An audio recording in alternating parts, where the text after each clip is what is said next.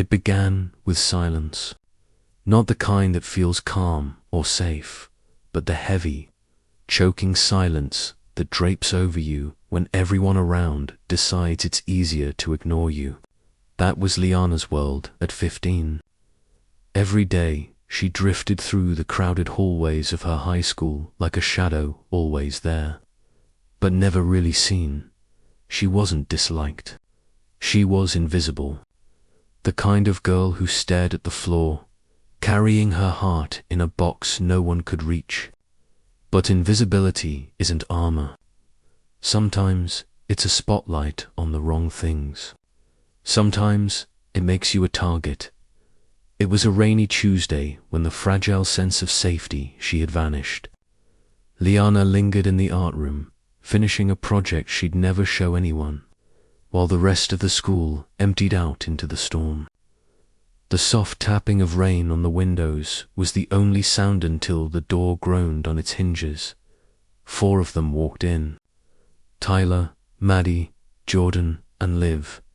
Loud, brash, fearless, and cruel. They carried that kind of confidence that makes the world shrink around you.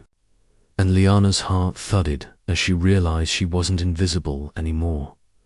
"Look who's still playing with crayons," Tyler sneered, his voice slicing through the quiet. Liana froze. Her gaze flicked desperately to the door, then the clock. 10 more minutes until her mom arrived. 10 minutes too many.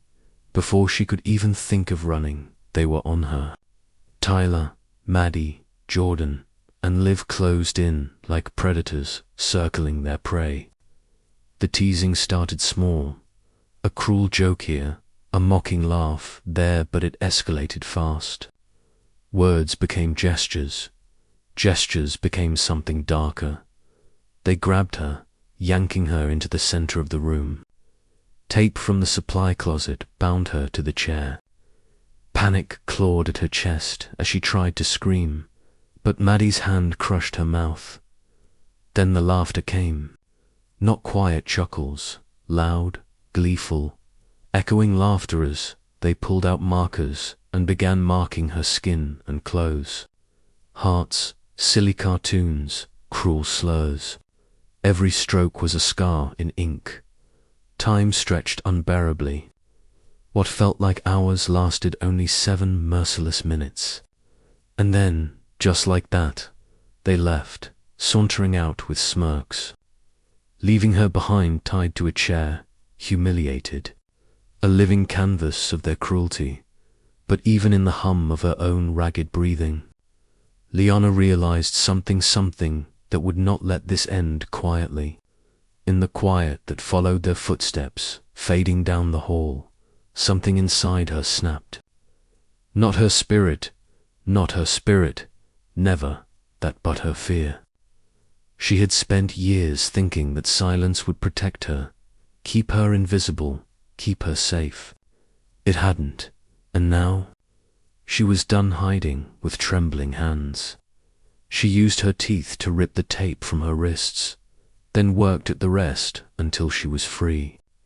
When her mum arrived, Liana didn't speak a word. She didn't cry. Not anymore. That night, she scrubbed the ink from her skin, but the memories stayed. Every insult, every mark, every mocking laugh. She grabbed her notebook and wrote it all down word for word. Then she wrote about the storm of feelings it stirred inside her.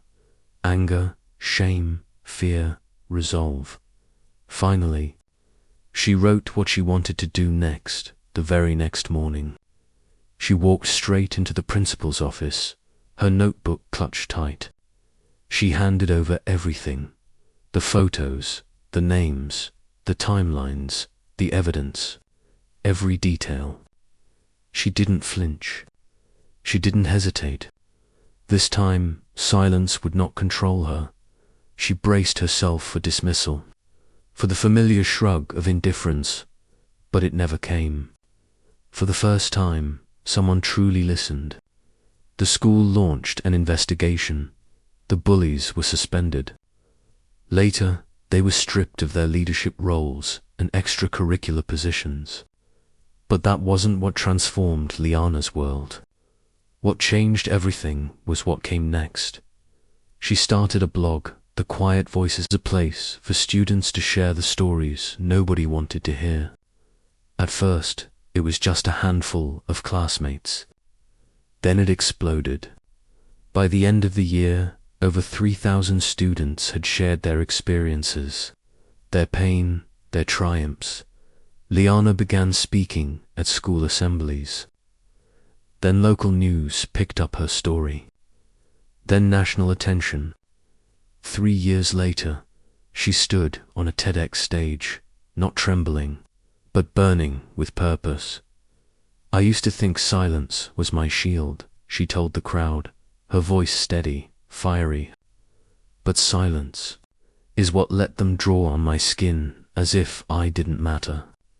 Speaking up was terrifying, but it gave me my life back. If you're quiet, it doesn't mean you're weak. It means the world hasn't heard your strength yet." The audience rose to their feet. Some wept. All were changed. Liana went on to become a youth rights advocate, a published author, and a mental health counselor. But more than that, she became the voice she never had. The girl who once sat, bound and silenced, became the woman who broke chains for herself and for thousands of others.